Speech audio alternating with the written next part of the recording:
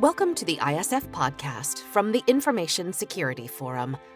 I'm your host, Tavia Gilbert, and I'm glad to welcome you back to our program featuring cutting-edge conversations with business leaders and creative luminaries tailored to global security professionals. Today, Steve is in conversation with Dr. Margaret Cunningham, Principal Research Scientist at Forcepoint. Steve and Dr. Cunningham discuss leading a team that's working from home, hiring and onboarding post-COVID, and building your team's communication skills. So, Margaret, it's lovely to talk to you. You've spoken on a number of ISF sessions that we've had in the past, particularly with Dan Norman, I know, around things like human-centric security. And I want to come in onto those. I'd like to cover off some of those elements again, perhaps taking a little diversion into mental health and some of the other things that have been happening recently. But first, tell us about your career track. I mean, you started off in psychology and ended up in cybersecurity. How did that happen? It was a long and winding road, Steve. It was a little bit unexpected. If you would have asked me 8 or 9 years ago if I would be doing this job, I would have thought you were nuts. I actually started out as a therapist with a master's in mental health counseling and realized pretty quickly that I'm not great one-on-one at helping people with mental health crises. But it's good, it's nice to know that about myself. And I went on and I pursued a PhD in applied experimental psychology so that I could help at a broader scale, because I really wanted to have a job where I was helping people. Right. It's funny because I started off working in healthcare and working on how technology impacted care provider performance, patient safety, things like that. And then moved on into another consulting role for Homeland Security and some other organizations in the US government, working in human systems integration, which is a very broad field, everything from human factors to manpower, personnel, safety, really focused on things like physiological sensors and operational testing of new technology and human performance. And I had a side interest in cybersecurity because I feel like it really is very human performance related. And that's my passion. And, I had the opportunity to join Forcepoint. And at the time, there were just so many questions to be answered. How are we going to create human-centric cybersecurity solutions? Who's going to help with the human component? And I lucked out in that they hired me, and I've had a great time working in this field for the past 3 or 4 years. That whole issue of the human, the person, the individual, you and me, and our interrelationship with technology, it is certainly one that fascinates me, and perhaps I'm slightly biased, but one of the things that I've noticed is that it can all too often get lost.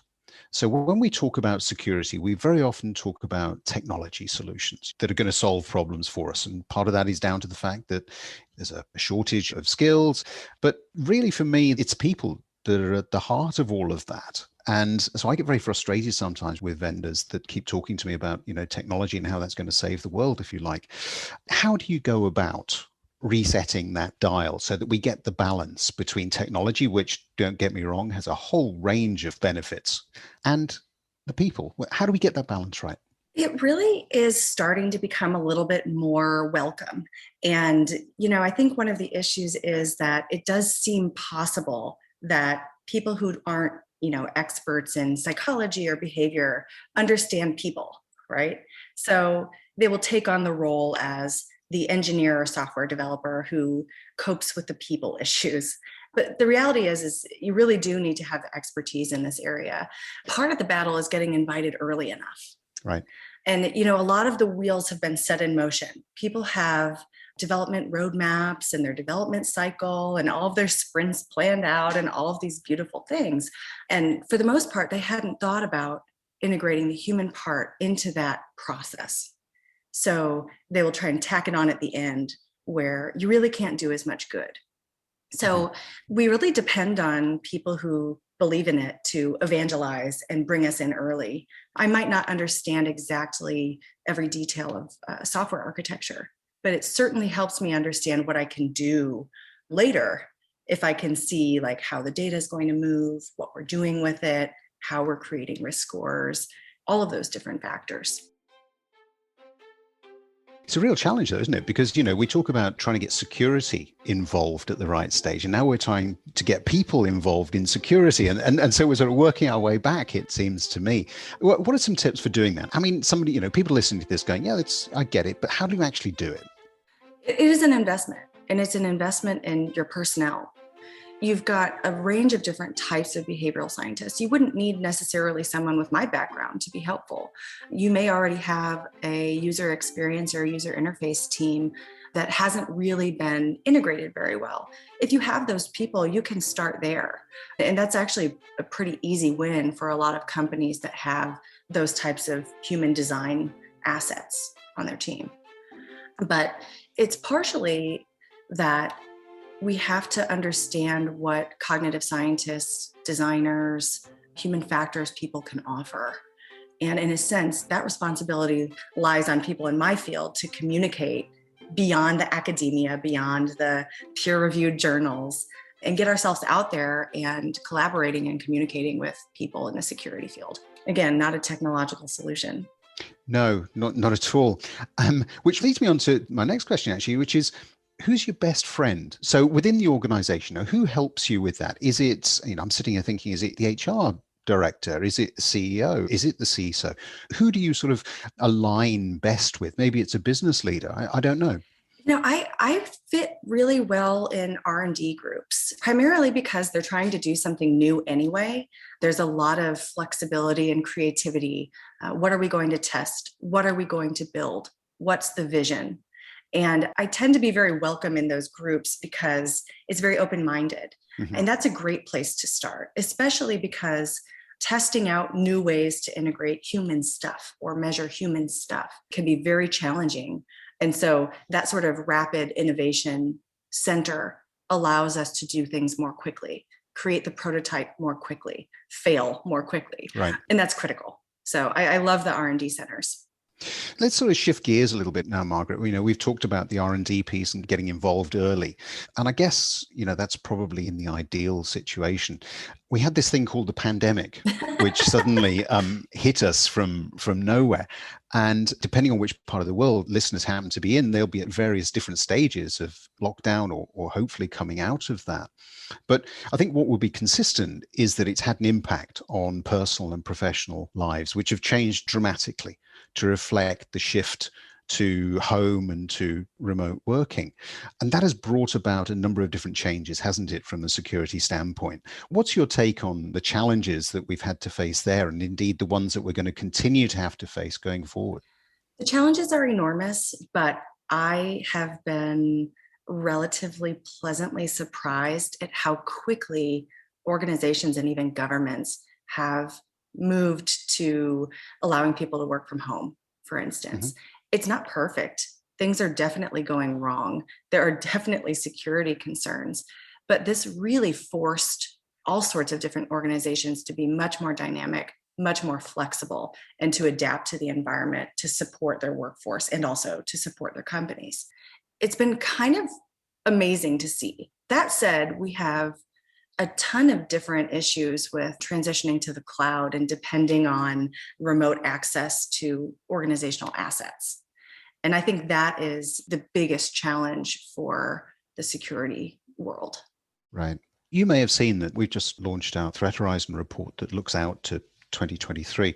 And one of the things we pulled out of that was that, this permanent shift to remote working is going to raise demand for employee tracking and monitoring solutions by what's forecast to be something like 84%. And that number came out about, I think, in September last year. So it's still relatively fresh. And really, it's because things like some of the things you've mentioned already, sensitive information is being shared in the home. Sensitive information is being shared in the cloud.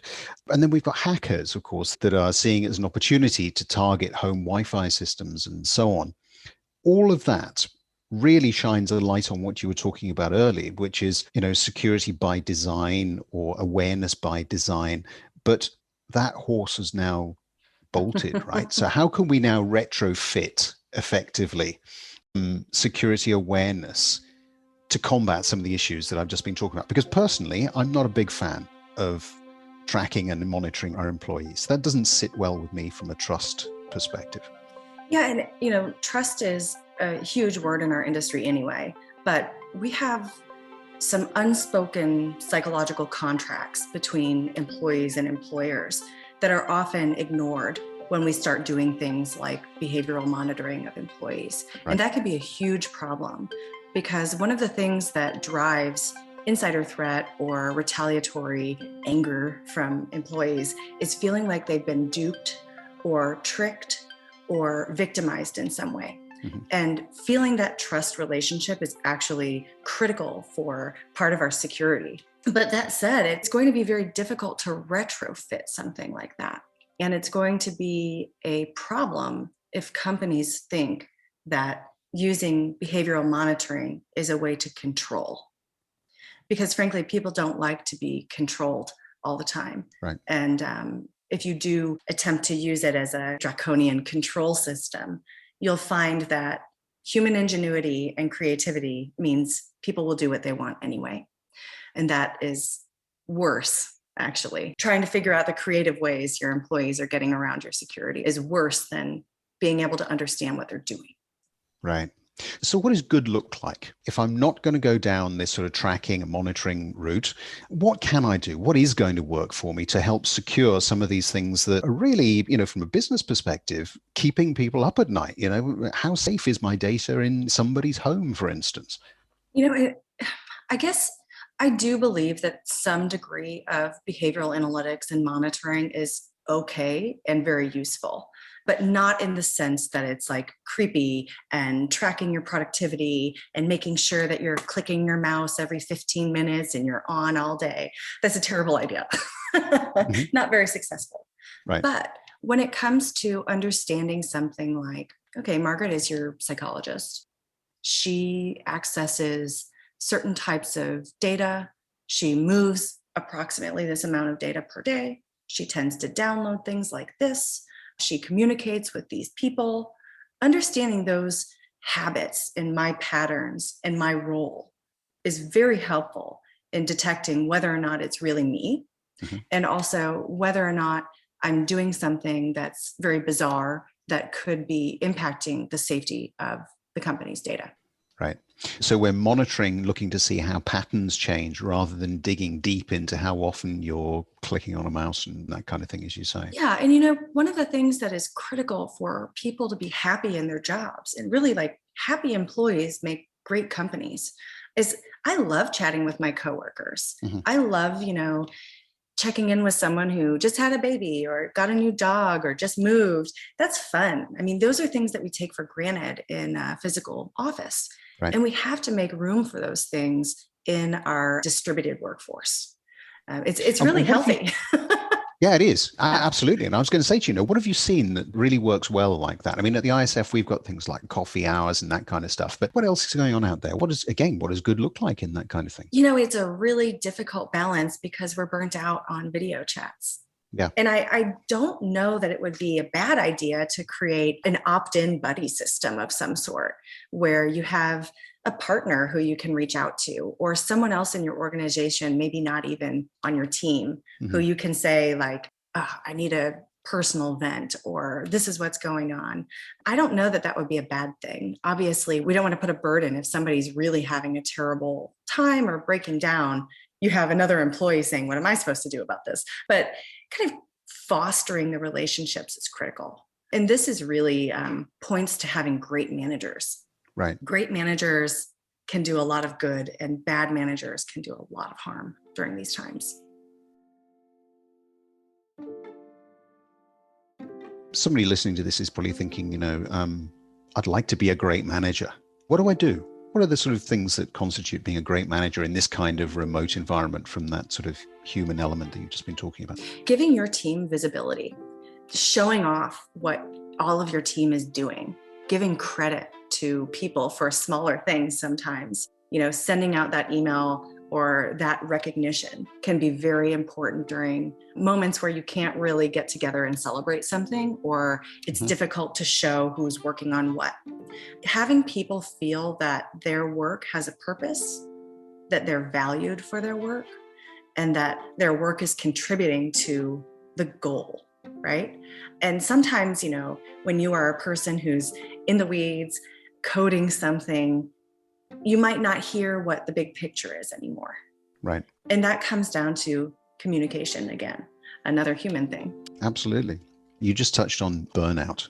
Now, last year, again, I think it was in the summer, the Chartered Institute of Information Security came out with this statistic that some people might find shocking, that 54% of security professionals, they say, leave their roles due to overwork and burnout. Now, in an industry where we constantly talk about skill shortage, where we constantly talk about the need to try to attract more people in with the right skill sets and retain people and so on, that's pretty much a self-defeating number, isn't it? Because you're constantly trying to fill the bucket and it's got a hole in the bottom. What are the sorts of things that security leaders, great managers, can do to really address some of this overwork and burnout issue? I happen to be an expert in multitasking from a cognitive science perspective. Right. I look a lot at what happens when people do a lot of things at once. And if you've read job descriptions in our industry, your eyeballs just roll into the back of your head because, the HR teams are asking for professionals who have 17 different types of expertise, sometimes even saying, you've got to be an expert in this for 10 years. And, the thing hasn't even been around for 5. Mm-hmm. We're asking a lot, even on the front end. And I think that to help people avoid burnout, we have to allow people to build expertise that is a little bit more focused and to let people stay on their tasks for a little bit longer. Whether that means you need more people, whether that means you need to figure out what the workflow is, it's up to you and how you run your company. But by asking people to, answer phone calls, deal with escalations, watch the security, manage people on top of that, we're definitely asking too much. And, one of the things that if you spend time cruising around and looking at InfoSec Twitter, for instance, mm-hmm. you'll see a lot of people saying, how do I break into this field? Right. How do I start out? And part of being overworked is that it's difficult to delegate. It's difficult to teach. Mm-hmm. And that's something that we need to make space for. New people, training, learning, opening the door for different types of people to help with the massive workload. So if we have this challenge of overwork and burnout in the industry, and, let's give it a bit of context, more than 54% means that for every 2 people I have, at least one of them is probably going down this road, right? So as a leader, what can somebody do to be aware of and watch out for something that might signal that maybe someone on their team is really struggling? Listen. And, I know, crazy, right? Oftentimes we get in these meetings and the point of the meeting is to say, this is what I've done. This is what we're doing. This is the next thing. Let me put another task on top of your pile of things that you're already doing. When people say no, or when people are late, or people are checked out, not able to complete things, that doesn't necessarily mean that the person is bad or they need a poor performance review. Mm-hmm. It may mean that they're completely maxed out. Right. And in that sense, they might be afraid to tell you. Right. Because they're afraid to lose their job, right? Right. So listening and watching for some of these signs of burnout is welcome to your next task manager. See, now I'm going to burn out all the managers. Yeah, and they're all sitting there thinking, like, I'm doing this remotely. How does she expect me to do that? Like, who's this Margaret lady? She's really making my life difficult. No, but you can bake some of this into your check-ins. I know most managers have one-on-one scheduled meetings with people who work for them. Yep. That's very common. Whatever that looks like for you, think about whether you're hearing what someone's saying. If you've noticed their quality of work is slipping, is it because they're having a personal problem, or is it because there's too much work, or what is it? Because even acknowledging that it's a problem can take some of that bad feeling away. Right. And of course, I was joking there about people being remote, but we do have to learn a different set of skills, don't we? Because we are, in a lot of countries at the moment, still unable to see people face to face. So we're working through, either the camera that's not working very well, or in some instances, the camera that's working absolutely fine. Doesn't really matter. Maybe it's too another well. challenge that we have. Maybe too well. Exactly. Yes, we've all had instances of that, haven't we? So it's, again, I've identified that perhaps there is an issue with one individual. What is it that I can do to help them? If it's something like feeling overwhelmed with work, maybe you've given somebody a set of tasks that's huge, helping them create sub goals, break things down, help them prioritize what needs to be done first, what can be put on the back burner. Some people are excellent at doing this on their own. Other people are not. And that being able to chat in the office and say, like, I got all this stuff to do. What are you working on? Mm-hmm. What should I be working on? We can't do that anymore. Right. So we have to craft that conversation to help people do it if it's not something that they're already very good at. And of course, that takes time, right? It does take time. And so it's about building that into, again, the meetings, the sessions that you have with your staff, so that you're allowing for that, so that you're not trying to squeeze it in, say at the end of a day. And because let's face it, the manager also can be suffering from burnout and overwork, right? Yeah. And they're hearing about all sorts of different personnel crises, like they get a lot of it, especially good managers who have strong relationships. I mean, they're serving as mental health support and work support and trying to understand people's family dynamics and helping people have different schedules. It's really a lot to ask. But, we have a lot of people saying, that meeting could have been an email, mm-hmm. right? That's the funny joke. That meeting should have been an email. So if we can focus on making our meetings worthwhile mm-hmm. and structure them so that people are getting something out of it, instead of having pointless meetings all the time, right. That can also help. Yeah, I think that's a really good point, though, because, a number of people that I know will say, let's have a meeting simply because they want to see somebody on the screen, right? It's not mm-hmm. because it couldn't be done in an email or in some other way. It's because maybe they just want to see that other person, And so we have to take that into account as well, I think, which is because that's an important element too, right? Yeah, I have the luxury of living with people I really like. I have a great family and I have people to talk to, and not everybody has that. Right. We have a lot of people who are living alone, and it's extremely isolating. It's hard to say what people are experiencing. Some people cope with being alone differently than others. And, the problem is it's such an individual experience. Mm-hmm. We can't say this will work for your team. This will work for your company, because people are experiencing very different worlds right now. Right. And obviously, as we get back to a position where people can go into an office, a lot of enterprises are looking at creating hybrid environments, perhaps having people just come in, a few days a week, or introducing remote working completely for some people, which could be great for some because it means they can live in different parts of the country and so on. But it's going to change, I think, the way in which enterprises work, and also the relationship that the enterprise, the business, has with the employee.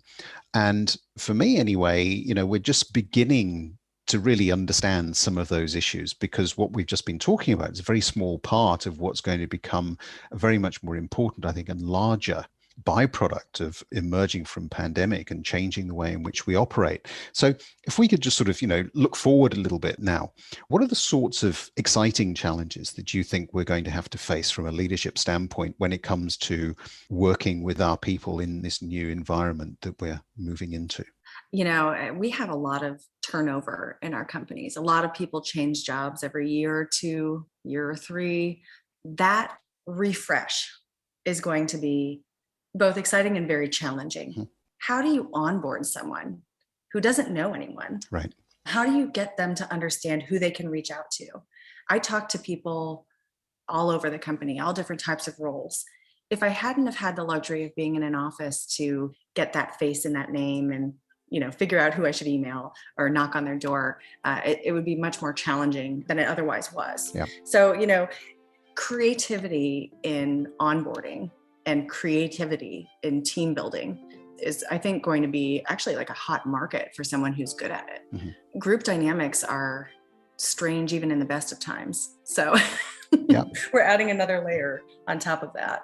So, the team building and onboarding and connecting and creating visibility of, who you're working for, who you're working with. What is that person good at? What am I good at? How could we collaborate is really going to be, the big challenge, but also kind of exciting for people who are interested in that. So much stronger emphasis on softer skills, in fact. Yeah. And, I never discredit how important it is to be able to write clearly. I know talking is great, but writing clearly and being able to communicate in writing, which is frankly a fairly soft skill these days because we're all just cranking out technical reports or, creating code or whatever. I think that's going to be really, really important. I wouldn't think it would be a bad idea to offer, business writing courses or whatever to your people. Mm-hmm. Yeah, I think an awareness, I guess, of the skill sets that are needed for the future, moving away perhaps from some of those technical skills, which can be taught to a certain extent, and more of an emphasis on some of the softer people-based elements out there, which I think for some people listening to this may come as a bit of a surprise if they're, embedded in the security world and thinking that what we actually need is more people who can understand AI and all of that kind of stuff. Because what's interesting, and it's been a great conversation, what's interesting is we haven't really talked about technology, which was my purpose. We've talked about the stuff that makes it work, right? But here's the thing. If you're someone who can understand AI, you understand different types of security issues, maybe you're a malware expert, can you communicate that right effectively at a broader scale? And if you can't, how can we help you build those skills? Because you know what? Communication and soft skills and presenting are also things that we can learn. It's not a secret club. You really can build skills in that area as well. And it's very valuable. I think that's a great way to finish. Margaret, it's been an absolute pleasure. Thank you so much for taking the time. Yeah, Steve, thanks for having me. This conversation is a great reminder that just because we call the soft skills soft doesn't mean they're somehow optional. Dr. Cunningham has highlighted that good communication and empathy with one's team are necessary components of effective leadership. In our next episode, we're going to bring you something a little bit different. At ISF, we've been considering the impact of Generation Z's entry into the workforce in 2021, and we're going to consider security in the workplace from the perspective of a digital native and a more experienced security leader. We'll hear from Mahak Vora, CEO of Skillbank and a member of Gen Z, and Rich Guida, former VP of Information Security at Johnson & Johnson and current Managing Director at Guida Technology Associates, Inc. Here's Rich Guida. So most users of technology, and I've seen this over the years, they adopt the technology, they, as what I like to call, whistle past the graveyard, which means basically something bad hasn't happened to them, and so therefore they're fat, dumb, and happy, and they enjoy it. It makes their life better, which is good. It makes their lives better. But they don't think about what bad things can happen as a consequence of the use of that technology until the bad things happen. They may even hear news stories about bad things happening to others, but it doesn't relate to them unless it happens to a family member or a good friend or to them themselves. We look forward to bringing you more in next week's episode. In the meantime, we invite you to visit securityforum.org, where you can find our catalog of video and podcast episodes. We invite you to follow the audio feed wherever you get your podcasts, and we'd be so grateful if you'd recommend us. Growing our audience helps us reach new listeners and continue to bring you these timely discussions. Join in the conversation on our LinkedIn page by searching CEO Steve Durbin or Security Forum. You can also directly download from ISF's website the research, practical tools, and guidance that we discuss in conversations like these. The ISF podcast is produced by Talkbox and Tavia Gilbert. Music by Alexander Filipiak. Associate producer Katie Flood. Mix and master by Brian Barney. Thanks for listening.